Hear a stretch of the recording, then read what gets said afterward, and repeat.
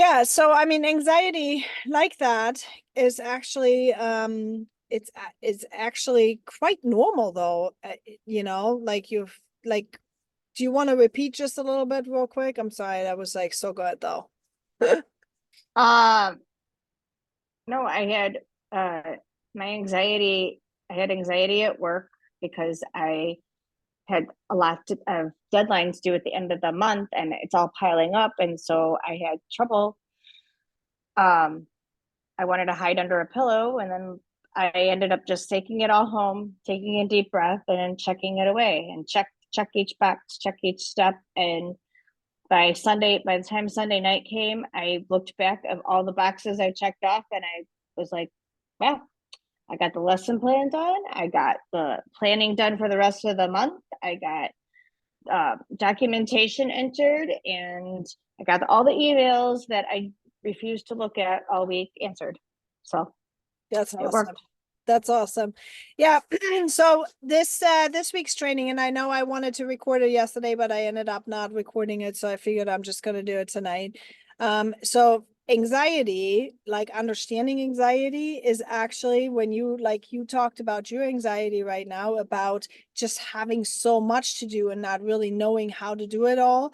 And that's one type of anxiety. And then anxiety that I was telling you a little bit earlier about maybe not feeling good enough, like for my anxiety, right? Not feeling good enough or feeling insecure about the topic and the situation and all that stuff, is a different type of anxiety. And often we don't realize, we talk about, oh, we have anxiety. But what we're not really doing is understanding what type of anxiety do we have, right? Where is the underlying reason for that anxiety? So in many cases, it's literally uncertainty. It's fear of the unknown, right? In your case, when you said you had so much to do, what do you think? Would you think it would be uncertainty of not knowing if you can do it all, or would you think it would be some other reason for that anxiety? What do you think would be the core issue for that? It was, I know I didn't think I could get it all done without taking it home. Yes. I knew I couldn't get it done in the 5 day week and that I had to take work home on the weekends, even though I've told myself that I wouldn't do it. Okay. So was it pressure that not meeting the expectation then, that because you just, Yes, I told myself I wouldn't do it, and now you felt pressure because you basically let yourself down from your standard that you had set for yourself, right? yes. Yes. So this is this is so interesting when you think about it. There are so many different ways of how we can have anxiety, and the solutions to the different ways is completely different. So, but right now I want everyone to just be aware that there are the different types. So fear of the unknown and uncertainty can be one. In your case, it was the expectation that you had set, your standards that you had set that caused anxiety. It can also be when the boss is setting an expectation and you have anxiety of meeting it. Or if you are setting an expectation to your children, okay, like you have an expectation they're supposed to be acting a certain way, and then they don't, right? Like expectations, uncertainty, fear of the unknown, those are all different roots of the same symptoms, such as anxiety, okay? And when we have that, we need to start connecting with the core values and our principles.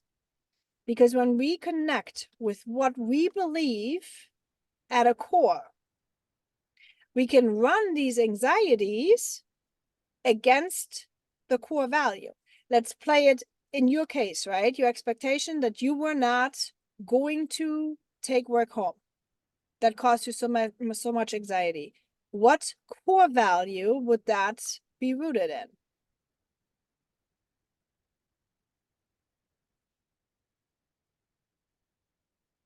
Um,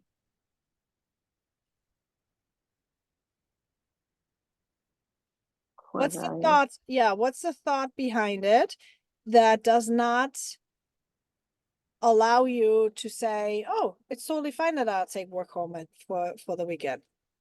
Well, it's because I want to, when I leave work, it's family time. Like my core value is like my value, my family. And I want to be able to shut off my brain for work and not neglect my kids on the weekends. And this weekend I had to neglect my kids because of, I had to sit down and do work with them, do my work, and I couldn't be there for them. Yeah, you missed out on your family time because of it, right? Yes. Mhm. Yes. So that's your core value. Family time is important to you. Okay. Yes. So when you are when you are violating your core value for something, that's where the problem is. It's not the fact that you're taking the work home, because other people take work home all the time. Like, Yes. and for them, it's not a problem. But for you, it's a problem. And sometimes we can feel shame and sometimes we can feel guilt because other people will say, oh, well, what's the big deal? I take work home all the time. And it's because they might not have a core value that is attached to that. Okay. So even if, like, let's say parents or partners and marriage partners, or, sometimes they don't understand why one thing causes us so much pain and anxiety, because their core value is not the same. Okay.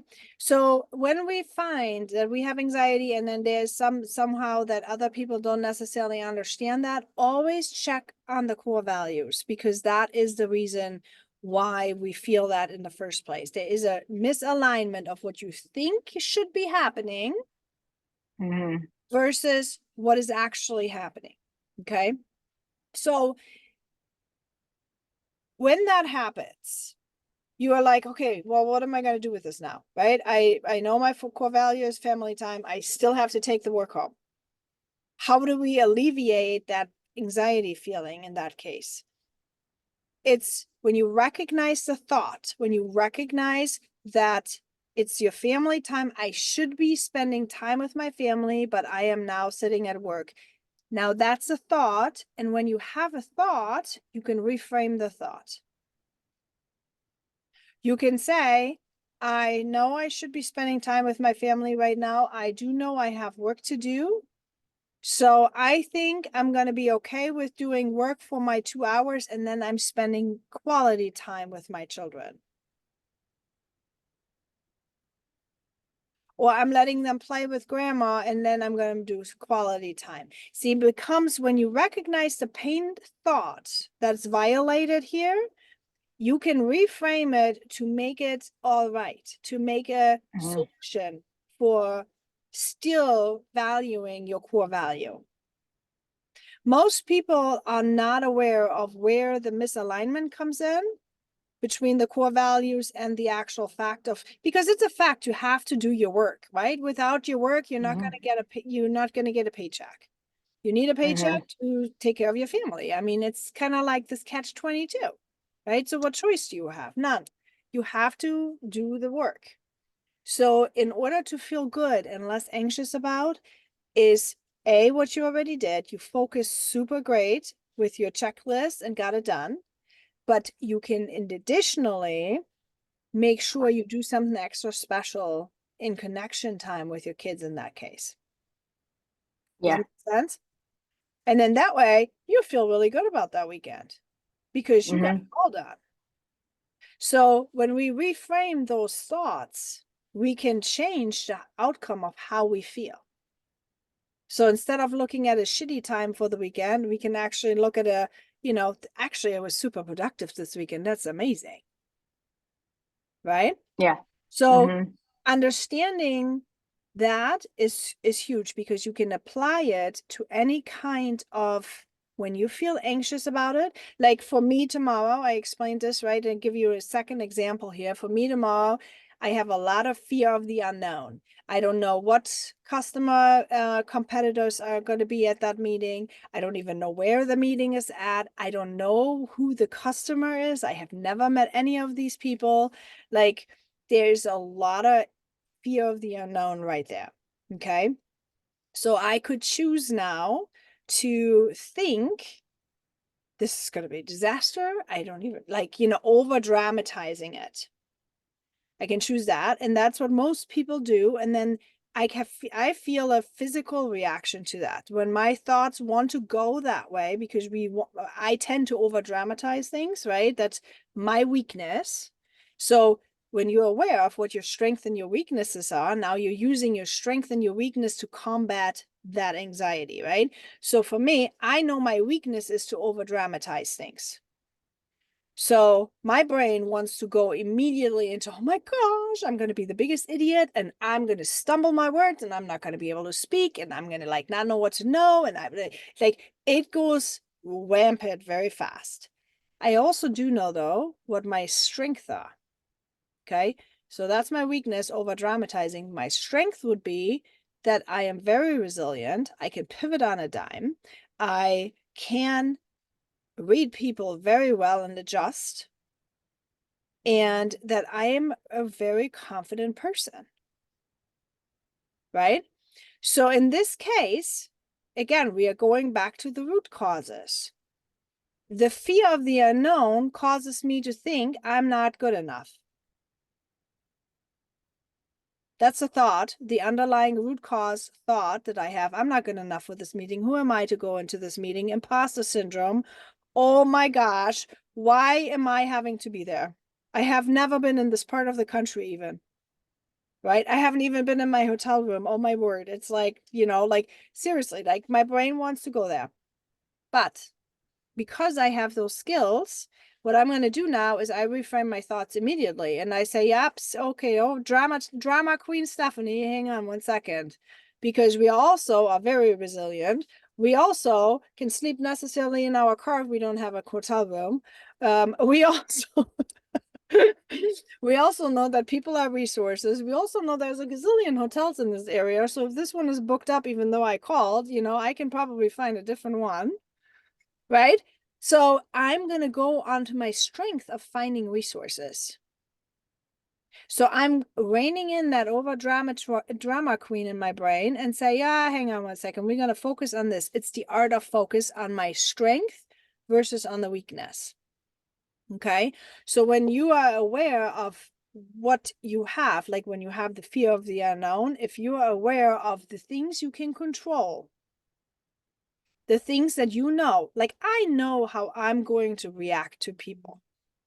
I know that I have a friendly smile and that I look pretty, right?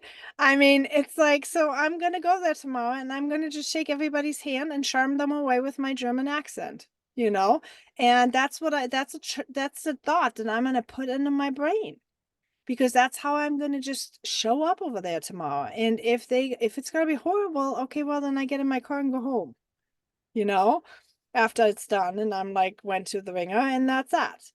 I tried my best. That's all I can do. So I'm going to choose to focus on that strength. Okay. So that's a second way how you can combat, but it's the same principle. You reframe your thoughts. Okay. You change what you're focusing on. Make sense so far? Okay. So developing the awareness of your triggers, of the anxiety triggers here is key. See, I know my trigger is fear of the unknown and I tend to over dramatize, right? Your trigger is, Well, it's fear of expectation. It's my expectation. okay. And not knowing if I'm going to get it done. It's like my expectation is to get it done, and will I get it done? Mm-hmm. And what would happen if it wouldn't get done? Well, I put myself down. Mm-hmm.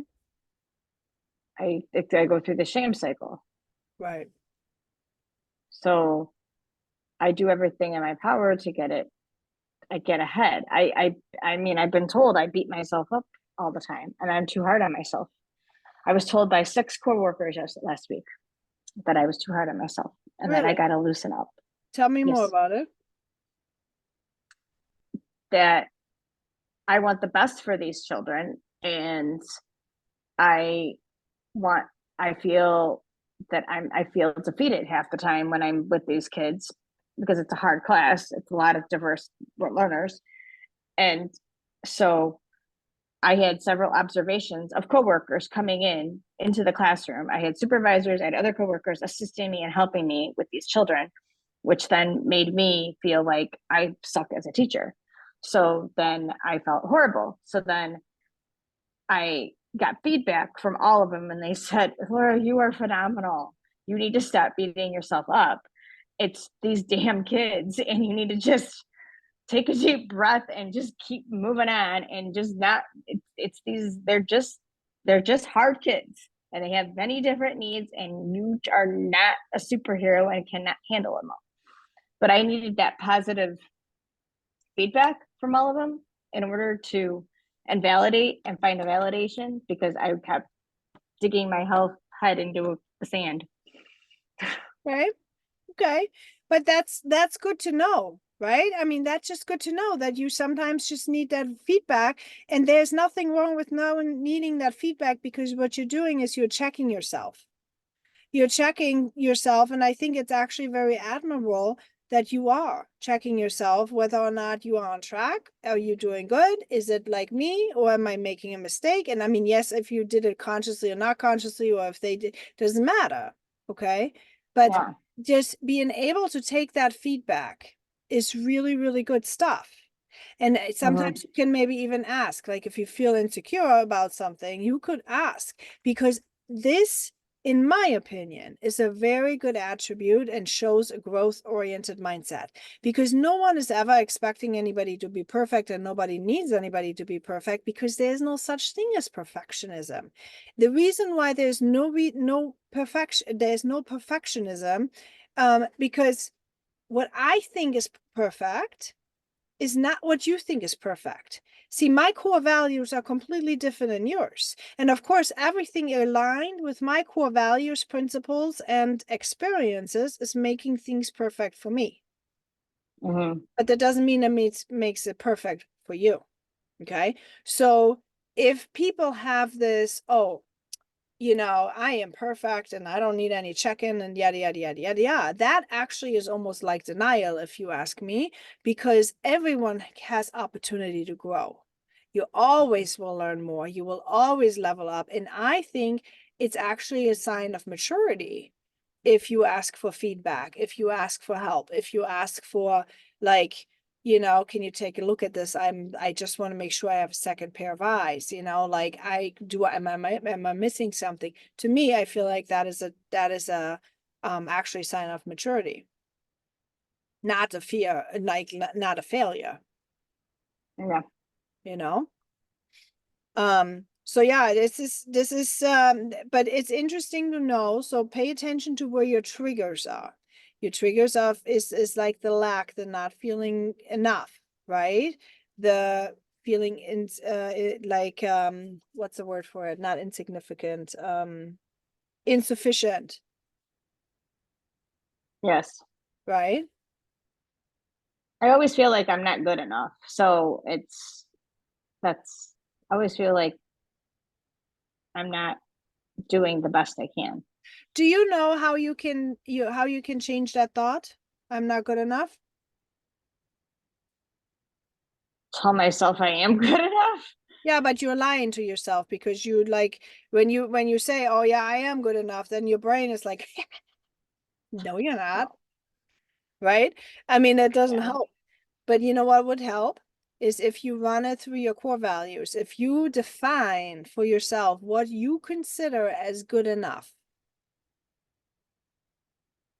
and then you strive to do exactly that.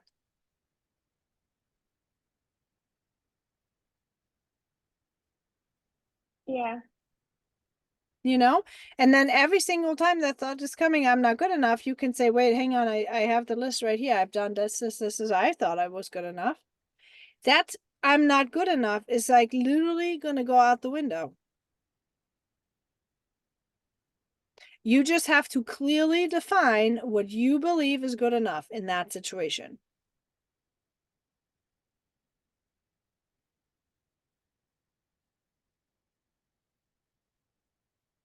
Yeah. And it feels like maybe like a lot of work, but it doesn't have to be. You just have to have a moment thinking, what do I expect from me right now? What do I think I can do? What do I think I should be doing? And what do I believe is good enough effort? Well, Because, see, I put the XPC, I think I tend to raise my expectations and then I'm always lowering them. I'm okay, constantly changing it. so you're having expectations and then you're lowering them because you're not meeting them. Yes. Okay. I have these I set my expectations, my values, my whatever, and then I and then a situation comes and I'm like, well, not good enough for that. So let's just lower the expectation. Ah, that's a pattern, my friend. That's a pattern. Okay, that's a learned pattern of letting yourself off the hook.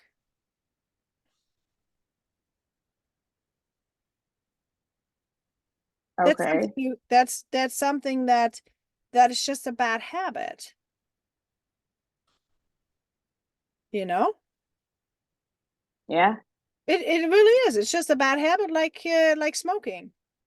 Because when you set a goal and you run it through the system of what do I think and believe about it? Why do I want to do it? How will I need to get what I mean, how will I get it done? What will I need to do in what time frame? Okay, remember the SMART goals, setting SMART Yeah. goals, Yeah. measurements, right? The only thing that you get to adjust is possibly the timing, never the goal. If you set yourself a goal of like, I'm losing 10 pounds in next week, and then that didn't work, you're not changing. I'm like only gonna lose 2 pounds now. You're still gonna want to lose 10 pounds, but not in a week. You might need more time.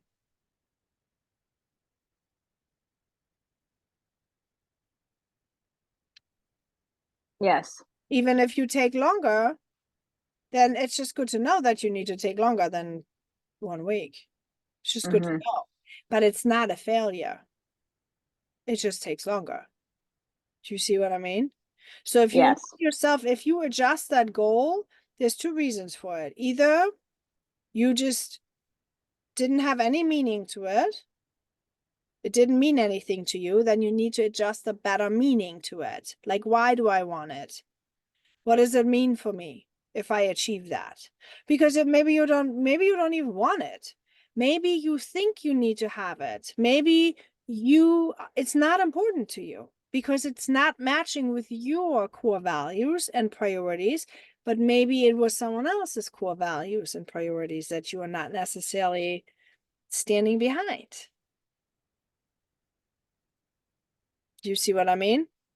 Mm-hmm. Sometimes we put anxiety on us because we're chasing approval from people in our life. But we're never gonna make it because we are fulfilling the paradigm of we're not good enough.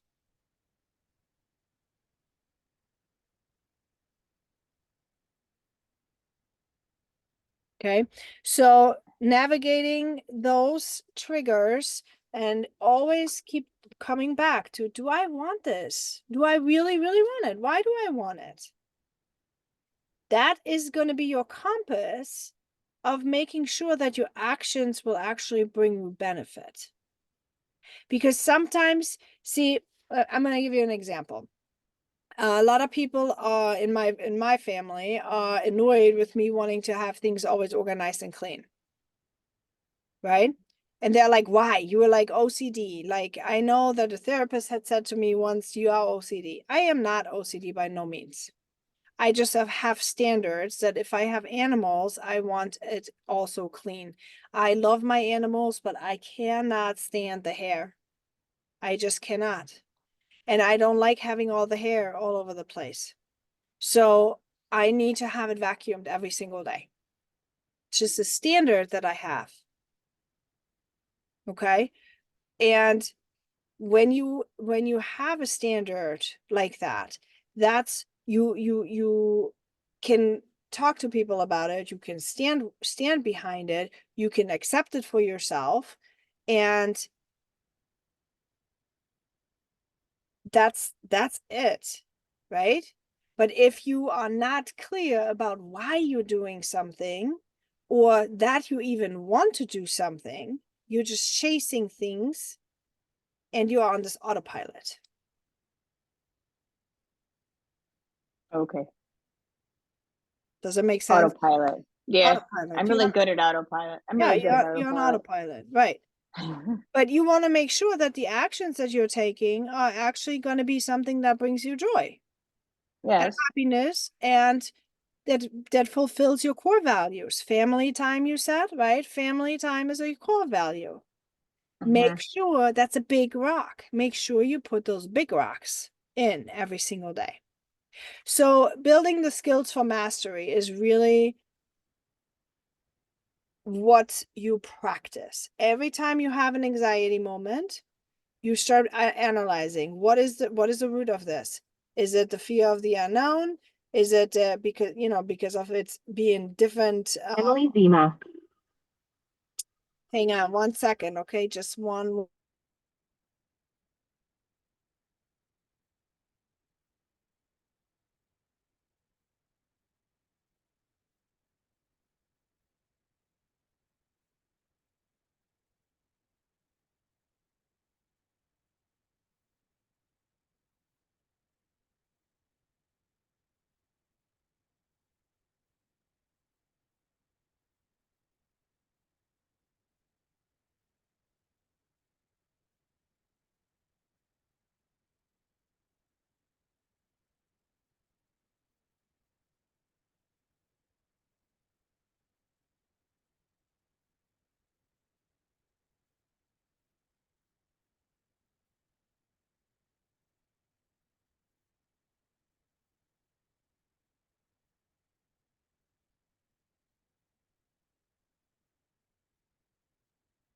Sorry, guys. Um, is when the desire to become the highest version of yourself outweighs. Yeah, now my audiobook goes on too. All right. Okay, so where were we? Building skills for mastery. Yeah, building skills for mastery is when you start really like the skills identifying which type of anxiety am I dealing with right now. Okay. And the reason why this is important, by the way, is because you're working with the anxiety and you're getting out of that crazy feeling and into a body and into a problem solver mode. Basically, you're working with it. Okay, you're grounding yourself through it.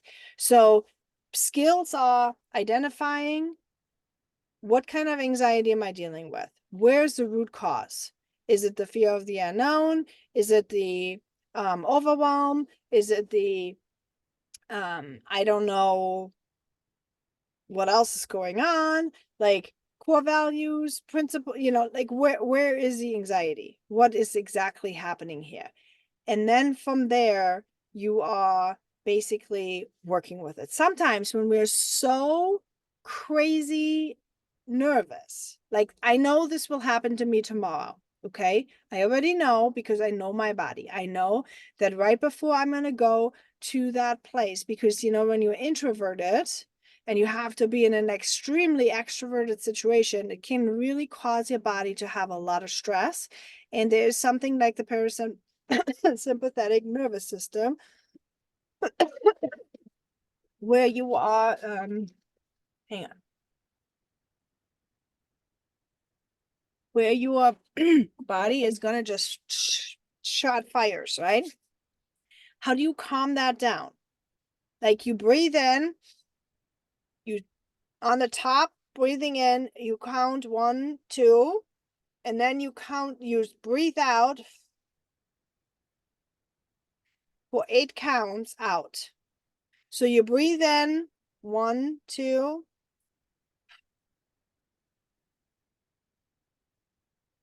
8 counts.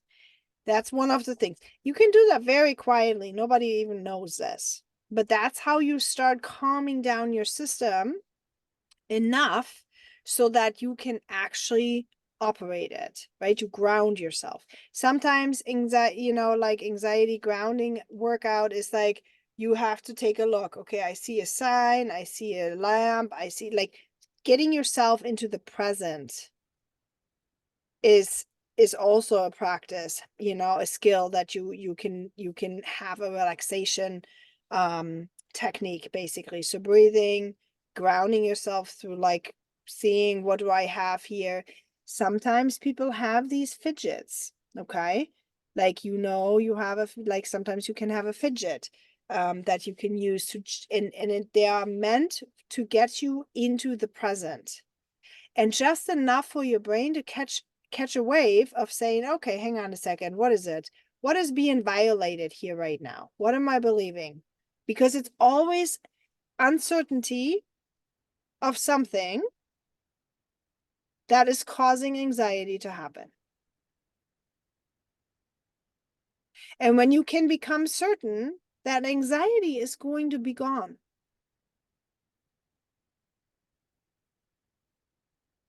Okay, we just feel anxious and our nervous system gets all out of whack because it's in our DNA. Like, it's a protective mechanism that is good.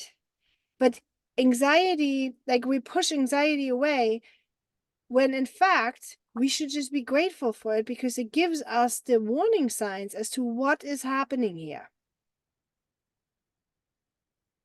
Okay, what is misaligned? Is it the core values? Is it my beliefs? Is it my thoughts? Like, what is misaligned? Anxiety is always a clue of what is misaligned. Okay, and the problem when you make anxiety go away and numb it with medication, for example, a lot of people are using that instead of working on their triggers, core values, and learning the skills to calm themselves down and align themselves. What happens when you make anxiety go away, you also make your happiness go away.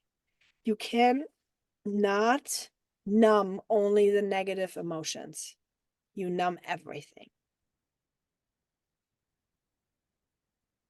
If you stop feeling pain, grief, shame, guilt, anxiety, when you stop feeling those things, you also stop feeling the extreme joy, the happiness, and everything else that's on the flip side. Okay, so of course, nobody wants to feel shame and guilt and anxiety all the time. So how do you deal with it then?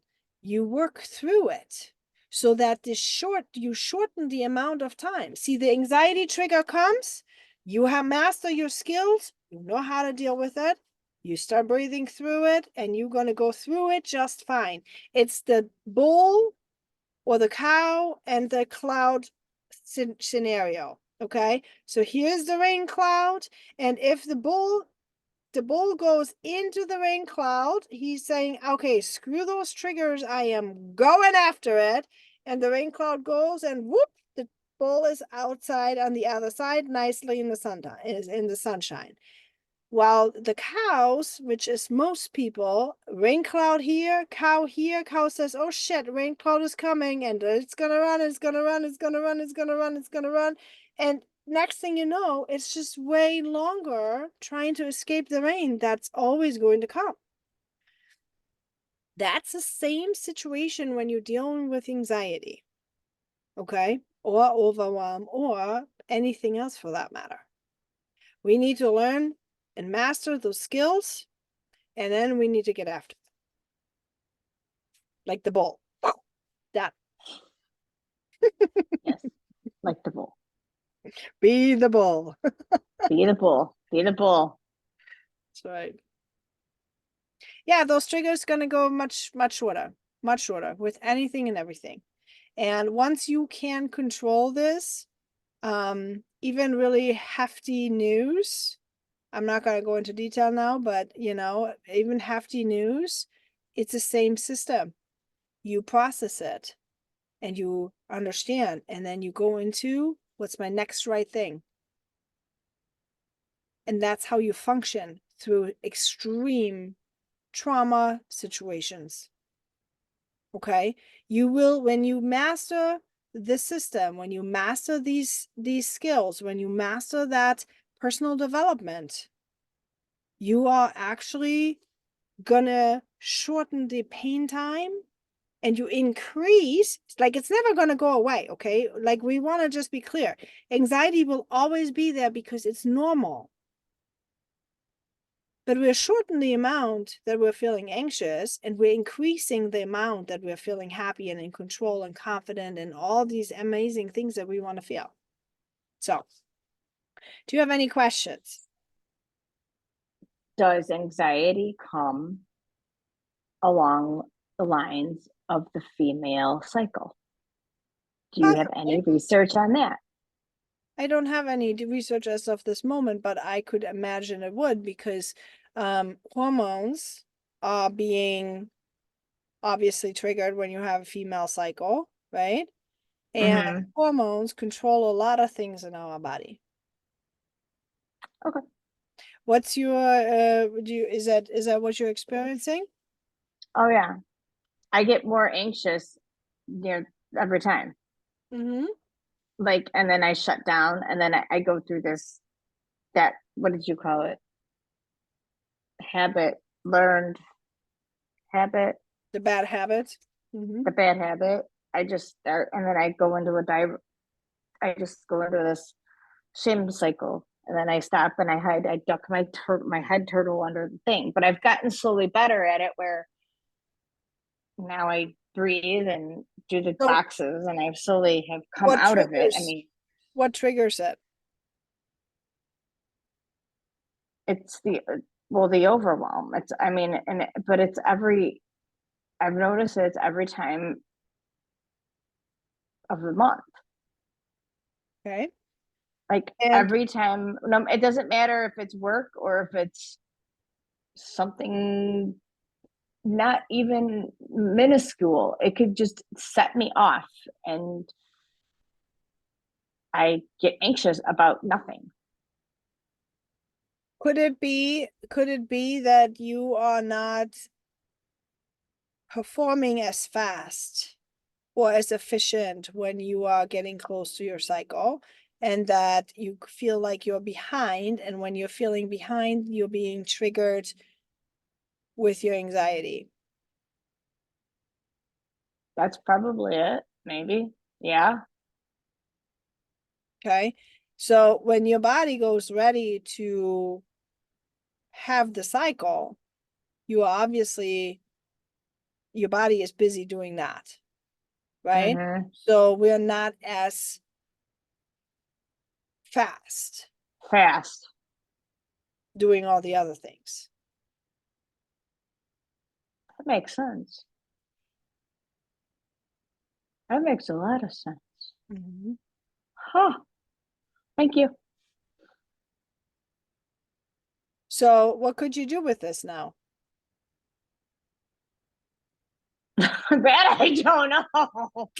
That I have to sit and reflect on. No, you can plan rest time in. So when when your cycle is, see, because your body needs rest.